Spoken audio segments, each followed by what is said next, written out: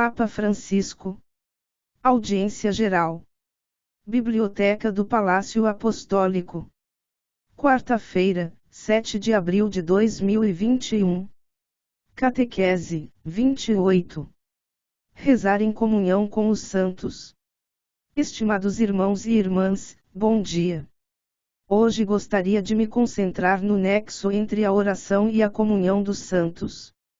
Na verdade, quando rezamos, nunca o fazemos sozinhos, mesmo que não pensemos nisso, estamos imersos num majestoso rio de invocações que nos precede e continua depois de nós. Nas orações que encontramos na Bíblia, e que muitas vezes ressoam na liturgia, há um vestígio de histórias antigas, de libertações prodigiosas, de deportações e tristes exílios, de regressos comovedores, de louvores que fluem perante as maravilhas da criação. E assim estas vozes são transmitidas de geração em geração, num entrelaçamento contínuo entre a experiência pessoal, a do povo e a da humanidade à qual pertencemos. Ninguém se pode desligar da própria história, da história do seu povo, temos sempre esta herança nos nossos hábitos e também na nossa oração. Na oração de louvor, especialmente na que floresce no coração dos pequeninos e dos humildes, algo ecoa do cântico do Magnificat que Maria elevou a Deus perante a sua parenta Isabel, ou da exclamação do velho Simeão que, pegando no colo o menino Jesus, disse: Agora, Senhor, deixa ir em paz o vosso servo, segundo a vossa palavra. As orações as boas são difusivas, difundem-se continuamente, com ou sem mensagens nas redes sociais, das enfermarias dos hospitais, dos momentos de encontro festivo, bem como daqueles em que se sofre em silêncio. A dor de cada um é a dor de todos, e a felicidade de uns é transferida para a alma de outros. A dor e a felicidade fazem parte da mesma história, são histórias que se tornam história na própria vida. Revive-se a história com as próprias palavras, mas a experiência é a mesma. As orações renascem sempre, cada vez que damos as mãos e abrimos o coração a Deus, encontramo-nos numa companhia de santos anônimos e de santos reconhecidos que rezam conosco, e que intercedem por nós, como irmãos e irmãs mais velhos que passaram pela nossa mesma aventura humana. Na Igreja não há luto que permaneça solitário, não há lágrima que se verte no esquecimento, porque tudo respira e participa de uma graça comum. Não era ocasional que nas igrejas antigas as sepultaras estivessem no jardim em redor do edifício sagrado, como que a indicar que em cada Eucaristia participam de certa forma aqueles que nos precederão. Aos nossos pais e os nossos avós, aos padrinhos e madrinhas, aos catequistas e os outros educadores. Essa fé passada, transmitida, que recebemos, com a fé também se transmitiu a forma de rezar, a oração. Os santos ainda estão aqui, não distantes de nós, e as suas representações nas igrejas evocam aquela nuvem de testemunhas que nos rodeia sempre. Ouvimos no início a leitura do trecho da carta aos Hebreus. São testemunhas que não adoramos bem entendido, não adoramos estes santos mas que veneramos e que de mil maneiras diferentes nos remetem para Jesus Cristo, o único Senhor e mediador entre Deus e o homem.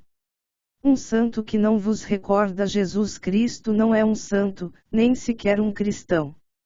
O santo faz-nos lembrar Jesus Cristo porque percorreu o caminho da vida como cristão. Os santos recordam-nos que também nas nossas vidas, embora fracas e marcadas pelo pecado, a santidade pode florescer. Nos evangelhos lemos que o primeiro santo canonizado foi um ladrão e canonizado não por um papa, mas pelo próprio Jesus. A santidade é um percurso de vida, de encontro com Jesus, seja longo ou curto, seja num instante, mas é sempre um testemunho. Um santo é o testemunho de um homem ou de uma mulher que conheceu Jesus e que seguiu Jesus. Nunca é demasiado tarde para se converter ao Senhor, que é bom e grande no amor. O Catecismo explica que os santos contemplam a Deus, louvam-no e não cessam de tomar a seu cuidado os que deixaram na terra. A sua intercessão é o mais alto serviço que prestam ao desígnio de Deus. Podemos e devemos pedir-lhes que intercedam por nós e por todo o mundo.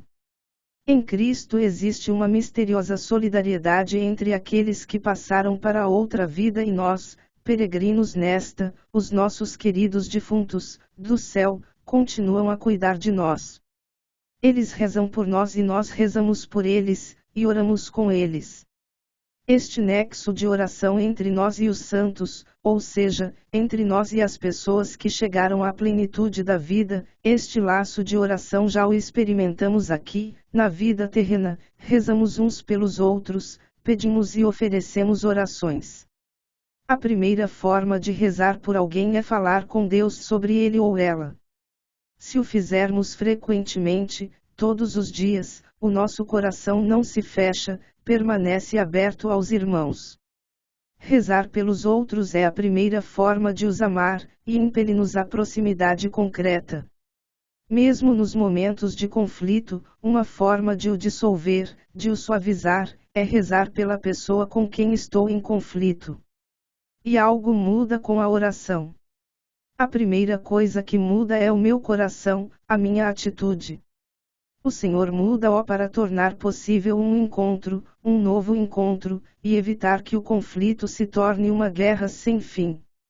O primeiro modo de enfrentar um tempo de angústia é pedir aos irmãos, aos santos acima de tudo, que rezem por nós. O nome que nos é dado no batismo não é uma etiqueta nem um ornamento. É normalmente o nome da Virgem, de um santo ou de uma santa, os quais gostariam de nos dar uma ajuda na vida, de nos auxiliar para obtermos de Deus as graças de que mais precisamos. Se na nossa vida as provações não superaram o cume, se ainda somos capazes de perseverança, se apesar de tudo continuamos com confiança, talvez tudo isto, mais do que aos nossos méritos, o devamos à intercessão de muitos santos, alguns no céu, outros peregrinos como nós na terra, que nos protegerem e acompanharam porque todos sabemos que aqui na terra há pessoas santas, homens e mulheres santos que vivem em santidade. Eles não o sabem, nós também não o sabemos, mas há santos, santos de todos os dias, santos escondidos ou como eu gosto de dizer, os santos da porta ao lado, aqueles que vivem conosco, que trabalham conosco, e levam uma vida de santidade. Abençoado seja Jesus Cristo, o único Salvador do mundo, juntamente com este imenso florescimento de santos e santas que povoam a terra e que fizeram da sua vida um louvor a Deus. Pois como afirmava São Basílio para o Espírito, o santo é uma morada particularmente adequada, uma vez que se oferece para habitar com Deus e é chamado seu templo. Apelos. Desejo assegurar a minha recordação na oração pelas vítimas das inundações que nos últimos dias atingiram a Indonésia e Timor-Leste. Que o Senhor receba os falecidos, conforte as suas famílias e ampare quantos perderam as suas casas. Ontem celebrou-se o Dia Internacional do Desporto para o Desenvolvimento e a Paz, proclamado pelas Nações Unidas. Espero que ele possa reavivar a experiência do desporto como evento de equipa, a fim de fomentar o diálogo solidário entre culturas e povos diversos. Nesta perspectiva, sinto-me feliz por encorajar a Atlética Vaticana a continuar o seu compromisso de difundir a cultura da fraternidade no âmbito desportivo, prestando muita atenção às pessoas mais frágeis, tornando-se assim testemunhas de paz.